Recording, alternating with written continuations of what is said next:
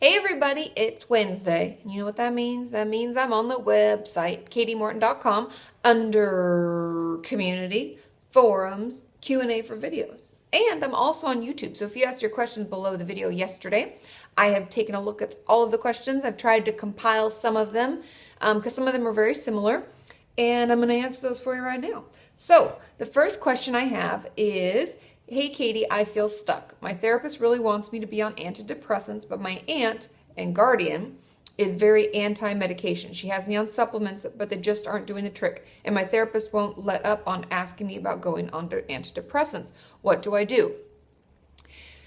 That choice, I know that doesn't feel like it's up to you, but it is up to you. If the supplements that you're on aren't enough, I would start writing or journaling, like I always say, what you'd want to say to your aunt. And it could be anything from, you can be really persuasive. I know you can. You're worth the fight. You're worth the argument. And I've helped some of my clients talk to their parents about this because a lot of people don't want us on medication. But medication has its place. And I might talk to your aunt and say, I know that medication is very scary for you and you're very homeopathic. And I appreciate that and I respect it, but the supplements aren't doing me any favors. They're not helping me and I'm feeling worse. And I would even venture to say, would you rather I stay in this homeopathic path, or would you, and potentially become suicidal, or would you rather that I get the help that I need and go on medication? And you could even bargain with her and say, hey, what if I just tried it for, 6 months or a year, and then we'll reassess. This isn't a lifelong choice. I would consider those options and use your powers of persuasion. If it's something that you really think will benefit you, then it's worth the argument and it's worth having that discussion. If she's so stubborn she can't see outside of it, that's a whole nother question. Then we have to try to figure out another way to convince her, or other things we can do to elevate our mood. Because diet can help, certain kinds of exercise and like yoga where we breathe while we move can help elevate our mood. So those are other things we can do if that doesn't work, okay? Question number 2, how do you get over anxiety of something you know that you need? And this is a question I've been getting a lot. And it's all about school. We're stressed about tests. Everybody's stressed about tests. So I have a couple questions that I'm going to answer together as one. So this person says she's having problems in school with her grade and she thinks it may be anxiety related because the night before she has tutoring, she gets so anxious she can't even sleep. But then afterwards she realizes it's no big deal. So how do I get myself to know it's no big deal beforehand so I can sleep, right? And then another question I have, she says, I'm in year 12 and have my final exams coming up and I'm really stressed and miserable. My self-worth is very tied into my academic achievements. But every time I open a book to study, I just hear all those negative thoughts in my head and it's amplified, you're stupid, you're worthless, blah, blah, blah, blah, blah, blah, blah. And last year in the past, she's been sent to the hospital by her psychologist during exam periods, and she doesn't want to have to go through that. So what can we better do to keep her afloat? And I've been getting tons of questions from all of you about stress and anxiety around school and how do I cope better.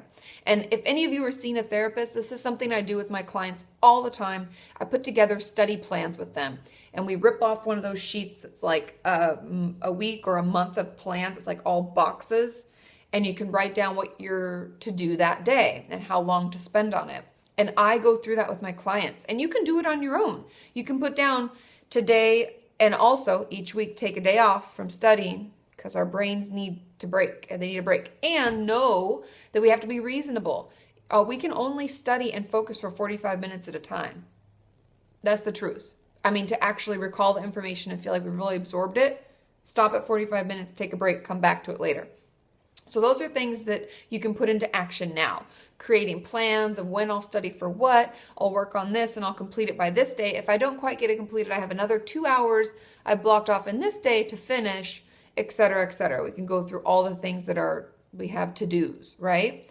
As far as the anxiety levels, we need to talk to somebody. We need to have an outlet, whether it's a friend, a therapist. You might want to see your psychiatrist and potentially start some medication for anxiety, or you can use my breathing techniques. I have those videos on my channel. You can search, I'm sure you can just search breathing techniques, and I think I have 3 of them up, if my memory serves me.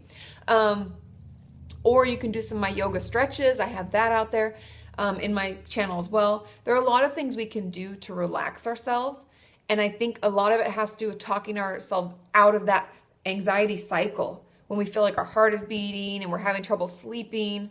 I even have a video on that, how to go to sleep. So check out some of my videos on relaxation techniques, breathing, the yoga, my how to get to sleep. Those will all help. And journaling, talking to a therapist. As far as talking yourself out of thinking it's going to be so terrible, a lot of times it's talking back to that voice. Like both of these questions, we have to talk back to that negative voice or that anxiety, this is going to be horrible voice. And we have to say, no, last time it went like this and it was fine and it's not worth this, not worth me staying up all night, blah, blah, blah. Or for the other one, I'm not worthless. I've gotten this far in school. I clearly am intelligent.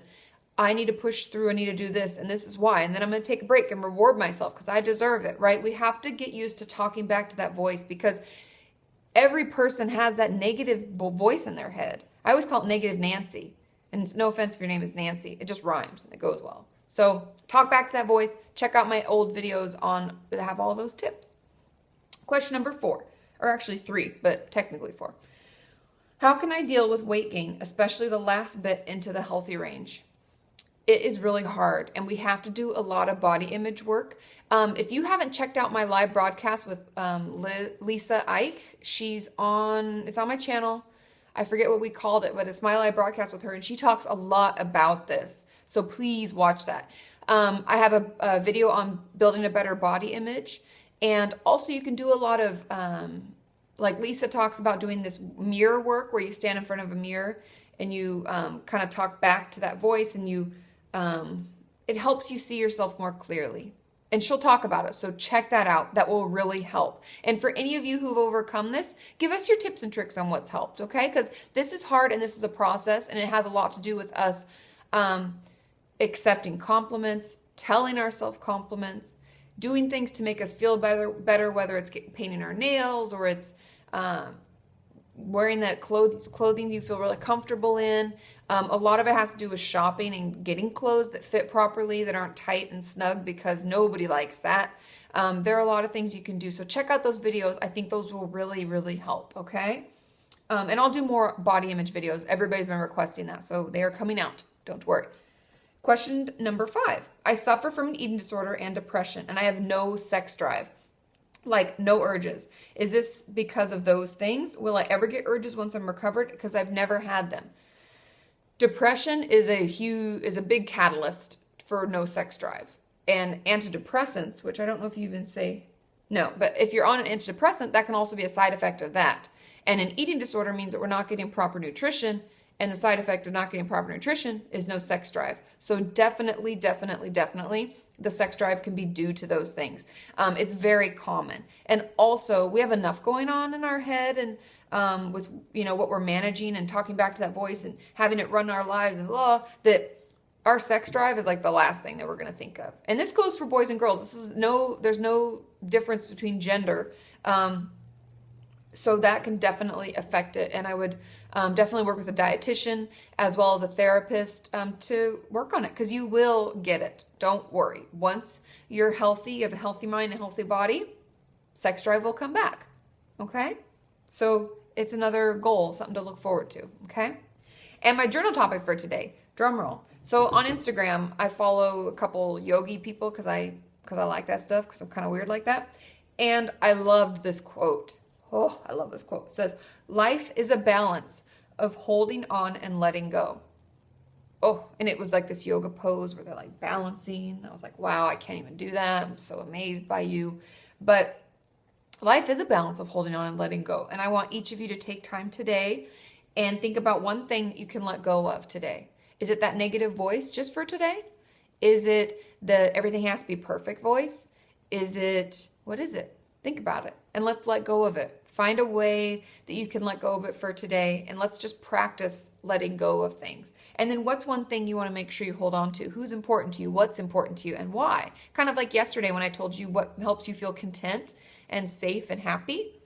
Let's think along those same lines, okay?